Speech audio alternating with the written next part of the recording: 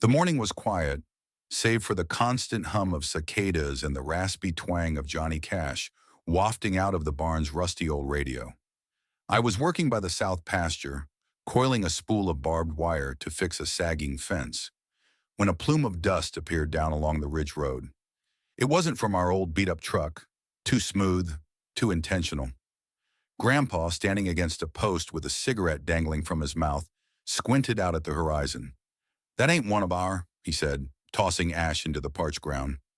We stood there as a new white truck disregarded the private property sign, came rolling down the hill, and stopped dead center in the barn lot shadowed spot where Grandpa's hound normally slept. On the door was a hasty magnet decal scrawled HOA Patrol in big block letters. No badge number, no seal of office, just courage. Two men emerged. The first one hadn't made it out of high school, shifting uncomfortably like he'd been dragged along against his will. The other strutted ahead in knockoff aviators, clutching a clipboard like he owned the place. They didn't even glance at the posted notices or the padlocked cattle gate they had pushed open. They settled squarely between the hay wagon and the feed troughs, not giving a care. Grandpa didn't yell, didn't even raise his voice. He took a slow drag on his smoke, growled, "Here we go," and slapped dust from his jeans. I tagged along, aware he didn't need my protection, but I wasn't going to miss whatever was next. "Something I can assist you boys with?" Grandpa said, being unreasonably relaxed but having that quiet bit of menace around him that indicated things were going to get real. Clipboard guy introduced himself as Mitchell, puffing his chest like he was addressing Congress. "We're with the Clearview HOA Expansion Task Force," he said, stretching each syllable like it was printed on gold. "We've received reports of zoning violations and unauthorized storage near your perimeter. Standard compliance review." Grandpa didn't flinch. He turned, walked a few steps toward the barn, then pointed at their truck. "You've got 30 seconds to get that rig moving," he told me bluntly, "or I'm pulling it into the creek." Mitchell blinked, then laughed like it was a joke. The younger one laughed nervously, uncertain. But Grandpa was already getting into his tow truck. The diesel engine roared to life with a sound I hadn't heard in years. I thought he was bluffing. We'd had run-ins with fake HOA types before. Clipboard cowboys tossing jargon across the fence, but never bold enough to trespass. These two had crossed a line. There wasn't a single HOA for miles, and even if there was, they had no claim here. Grandpa hooked a chain to the HOA truck's axle with the calm precision of a man splitting kindling. Mitchell scrambled, shouting about lawsuits and illegal takings. The younger man ran after him in a panic, but Grandpa was already gone, tires chomping through grass, pulling that shiny white truck through the pasture, past the gravel road, and down the muddy hill. The spring rains had softened the earth just so, just right for placing egos in their place. He braked, swung to the rhythm of the moment, then released the chain. The truck, in neutral, glided nose first into the shallow creek with a splash. Mud splattered, water churned. The cheap decal peeled in embarrassment.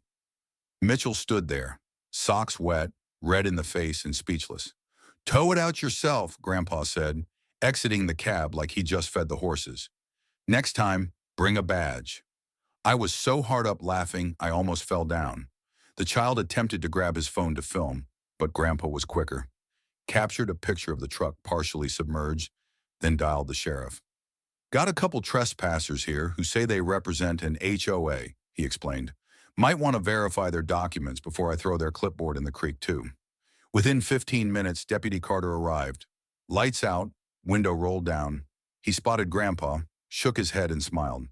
"Didn't read the signs, huh?" "Didn't read much of anything," Grandpa replied, extending him a towel from the trough. Carter walked over to Mitchell, who resembled a drowned possum. "ID," Carter instructed. Mitchell produced a laminated card that read, "Basement print job" in lettering. Carter hardly looked. "Says you're a compliance observer for the Clearview HOA, he growled, looking at him sideways. "That HOA have an address?" Mitchell muttered something about an expansion division. Carter stuck the card in his notepad. "Odd. No HOA by that name listed in this county. And even if there was, you got no right to come onto our property, much less leave a truck." Mitchell stammered on boundaries and survey rights. But the buzzwords weren't sticking. Grandpa opened the truck bed, clipboard, loose papers, a walkie-talkie. Carter, wearing gloves, thumbed through the disarray and discovered a map. Our Ranch D. Tow truck pulled up.